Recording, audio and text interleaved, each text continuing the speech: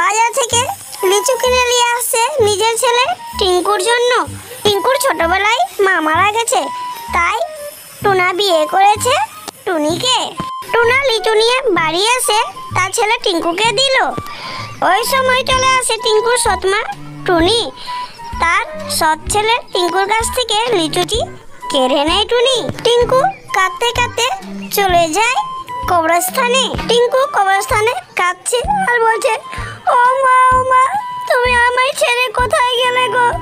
আজ তুমি থাকতে তো আমার হাত থেকে লিচুটি কেড়ে নিত না আমার সৎমা তুমি। টিঙ্কুর কান্নার আওয়াজ শুনে টিঙ্কুর মায়ের মরা আত্মা এসে বলে, বাবা টিঙ্কু তুমি কেন কাঁদছো? তুমি আমার সাথে এসো, আমি তোমায় অনেক লিচু দেব। টিঙ্কুর মরা মায়ের আত্মা টিঙ্কুকে নিয়ে চলে গেল বাড়ি।